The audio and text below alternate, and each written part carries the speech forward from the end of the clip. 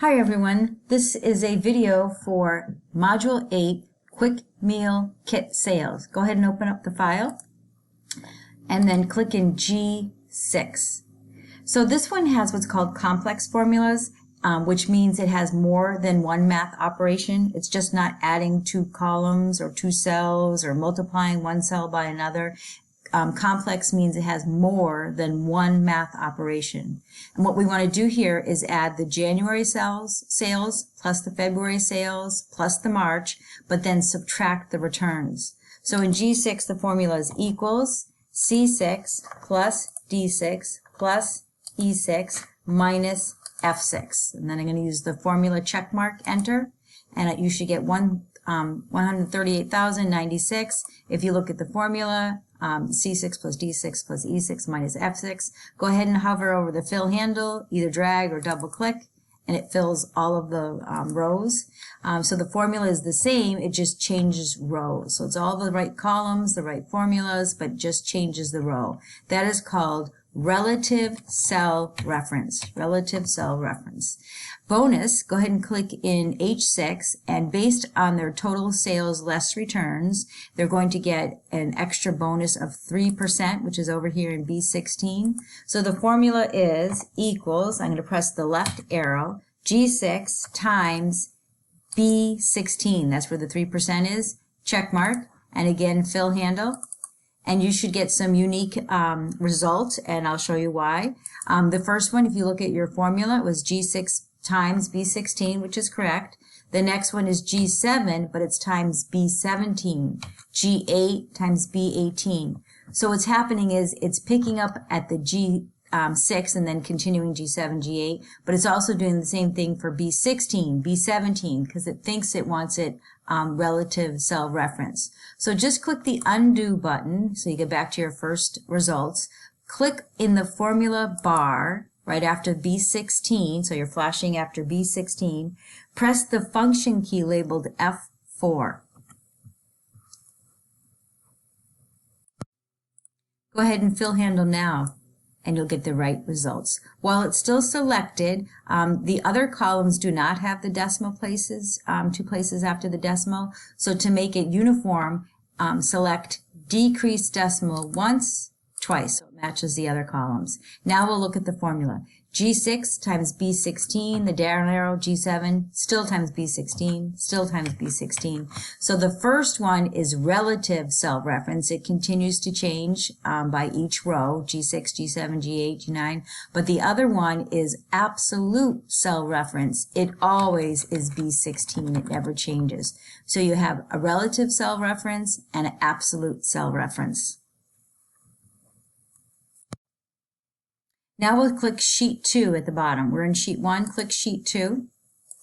And in B12, we want just a total of all the calories for the stir-fried chicken and vegetables. You can press Alt equals, and it should be Autosum B5 through B11. Or you can use the Autosum feature, and it's the same formula. It should be 445.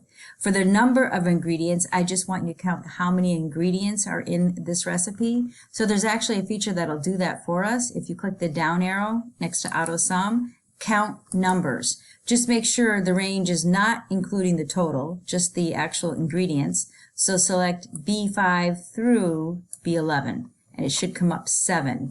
Now you can't just type a 7 because I'm looking up in the formula bar for the actual formula. Let's go back to Sheet 1. And then click in B3. We're going to put the date in here, and we're not actually going to type the date because if we were to open this next week or next month, we want it to have the current date. So there's actually a formula feature. Click Formula tab, choose Date and Time, and choose Today, and click OK. This function takes no arguments. Click OK, and you have the current date. Click in B18, and we're going to set a formula for the bonus payment date, which will be 30 days from the closing date. So in B18 equals up arrow, which should be B17, plus 30, and it should come out to April 30th, 2017. Click in B14 and type average with a colon.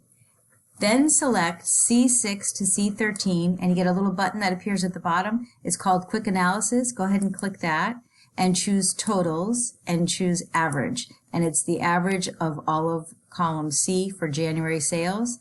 Then to copy this formula throughout the rest of the row, click in C14, use your fill handle and drag across. So you fill all of them in. If you look at the formula, it's the average for column C, average for D, E, and so forth. Select A14 to H14. Click the Home tab, and you're going to change the shading. So click the fill handle, the tipped over paint bucket arrow, and choose green accent 6, lighter 80%. And then also choose to the left of it borders and choose all borders. And then click outside of that. Now we're going to work with conditional formatting. This is to add formatting features to highlight certain numbers. Before we do the conditional formatting, we're going to do statistical information. So click in H16, and we want to find the smallest amount that is in column G. So click the down arrow for the Autosum and choose minimum, which is the same as smallest total amount. Select the right range, G6 to G13, and enter, and you should come up with 11,268. For the next one, H17, again the Autosum down arrow, this time maximum for largest total amount, same range, G6 to G13. It should be 138,096. The monthly average of all stores will be all of the January, February, and March. So click the down arrow, choose average, and select from C6 all the way to E13, and that's the average for the 3 months for all the stores, and it should come up to 12,594. Now the conditional formatting. If you select G6 to G13, you get that quick analysis button. Go ahead and choose that. And the first one that's selected is called formatting. If you choose data bars, it shows you the values, and the highest the value, the larger the bar. If you change your mind, you can just choose clear formatting. I'll go back to quick analysis. A different style will be color scale, where red is the lowest, pink is median, and green is the highest. You can clear that. And the third option is called icon set, and they're just arrows. Green is the highest and red are the lowest, and I'll clear that. So in the quick analysis, you only have the choice of blue data bars, the color scale, or icon set arrows. If you actually choose conditional formatting, you select data bars from here, and you have more options for colors, whether it's gradient, which is lighter to darker, or solid colors, or color scales with different variations of colors. You can hover over to see what they do. Or icon sets, and they have quite a variety: directionals, shapes, indicators, and ratings. So we're going to choose with the book selected, which was data bars, solid orange. Then select C6 through E13, and we're going to set what's called the conditional formatting specific. Choose conditional formatting. We just did the data bars, color scales, and icon sets. Choose highlight cell rules, greater than, type the amount 10,000, and then choose for the formatting with green fill with dark green text. Click OK, and there should be 5 that are over the $10,000 range. Click in A5, and you're going to select what's called Format as Table. And you'll choose Table Style Light 14. Table Style Light 14. It'll ask the range, which is A5, where you started, all the way to H13. It does not include the average, which is fine. Make sure there's a check mark in My Table Has Headers, because they all have headers: state, store location, January, etc. So make sure it has a check mark, and then click OK.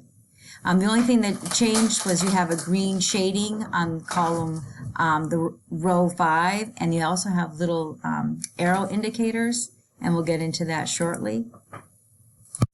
Looking back at this, we did an average, but we never included a total. So make sure you click anywhere within this table, and if you choose design, there's a feature called total row. If you click that, it actually puts a total automatically for you above average.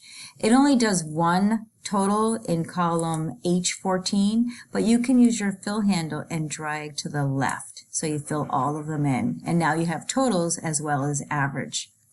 The next thing you want to do is to put it in alphabetic order by state. So if you click the down arrow and choose A to Z, it puts Massachusetts, then New Jersey, New York, and Pennsylvania. It's in alphabetic order, and it has an arrow pointing up indicating that it's in alphabetic order. Now, if you look over, there's only one Massachusetts, but if you look at the New Jersey over in the total sales, you probably want to have the higher amount first. And the same thing with the Pennsylvania, the higher amount first. So this is adding a level of sorting. So if you choose the Home tab, click A to Z, Sort and Filter, choose Custom Sort. You should have your first sorting, which was by state, A to Z.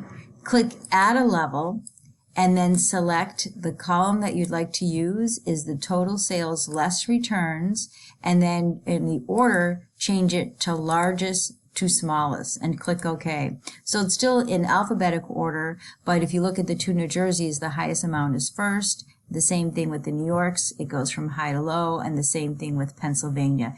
And also notice that there's an arrow pointing down showing its largest to smallest. At this point, you could print all of what's showing on this table, or you can filter. You could take away certain states. If you click the down arrow for the state options, you can uncheck New Jersey and Pennsylvania, and then click OK. And those two are taken away. And you can tell by the blue numbers showing that certain rows are currently missing. And you can also tell by the filter that's in the arrow. The next thing we're going to do is also filter by value, sales value. So go ahead and choose total less sales less returns down arrow. Choose number filters.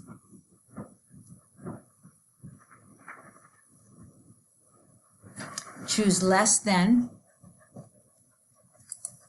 And then type in 25,000. And click OK. And again, it took away the amounts that are, the rows that were less than that value. In A22, type your name.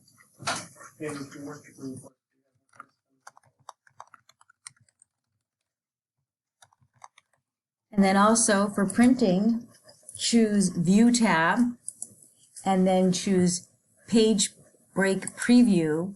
And what this shows you is what will fit on one sheet and then what prints on the other sheet. If you wanted to, if you drag the blue arrows, you could force it to all fit on one sheet, or you could also change the page layout to landscape, but right now this shows you page 1 and page 2. Go ahead and save and submit. Thank you.